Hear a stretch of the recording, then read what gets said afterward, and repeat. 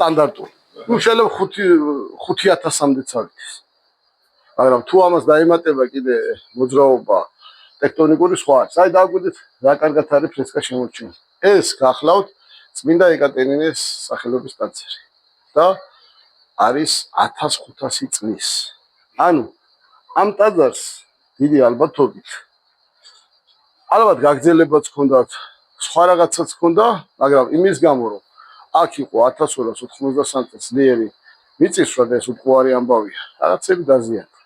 ეხლა სულ რაღაც 10 ნაბიჯით გადავიაროთ იქით, მოგდანით 8, 7, 6 მე უკვე. ახლა ძალიან ძნელი არის კირქვის გამოჭრა. ეს აშკარად გამოჭრილია. ასეთივე აი ეს კიბე რო შემოდის იქ დედათა მონასტერია სხვათაშორის, აი ესეც ხელით უნდა იყოს რაღაცნაირად გამოჭრილი. ანუ კირქვა არ არის ადვილი გამოსაჭრელი. ვარძიაში რო კირქვა ყოფილიყო, ის სხვა ქვა არის. ანუ ცოტა ძნელია, მაინც ამის დამუშავება, უფრო მყარია და ის ტუფი რაც იქ არის ვარძიაში, ადვილი. ხო, უფლიციხეც, ხო, აქ აწერია. ნახეთ, წმინდა სოფიას ტაძარი უბრალოდ შემდგომ პერიოდშია და საუკუნე მე-6. ეხლა აქედან, ნახეთ, აქეთ მოგძანით. უნდა გაჩვენოთ საოცარი ორნამენტები. დავიწყოთ მესამე ორნამენტით.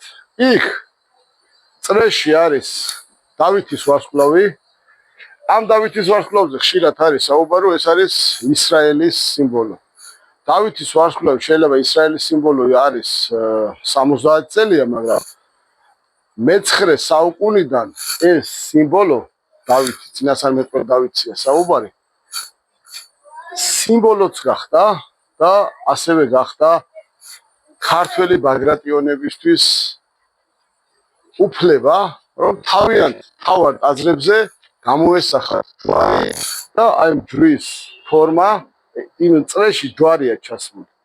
ასევე იგი თუ დააკვირდებით არის საკმაოდ საინტერესო ორნამენტები და ტაძრის შესასვლელში და აქეთაც დააკვირდით ეს არის ბაგრატიონების ჯვარი.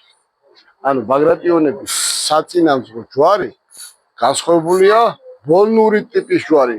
განსხვავებულია ბოლნური ბოლნიშიც ნახეთ და ბოლნურ ტიპის ჯვარ ჩვენ კაცხის ვერწეთს ვნახავთ დღეს ის მეორე ნახევარში და აი ამ მაჩვენებლით გარე ინტერიერში უამრავი და უნიკალური ესეთი ბარელიეფებით და ასეთი მაღალი ხარისხის ქვის ორნამენტებით ეს ერთ-ერთი უმთავრესი 95 წელს, როდესაც იუნესკოს კომისია შეკრებილი იყო და არჩევდა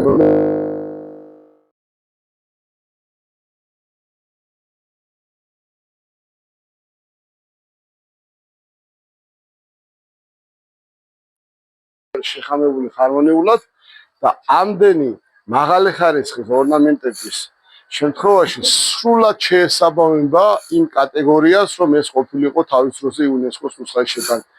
უფრო მეცაც გეტყვით, ამ ტაძარს დიდი ხნის განმავლობაში დაახლოებით თქვათ ეს თარიღი 700 წელი, 700 წლის განმავლობაში ჰქონდა დიდი უზარმაზარი ვაზისგან, ვაზის ხისგან და არა ჩვეულებრივი ვაზისგან გაკეთებული კარები.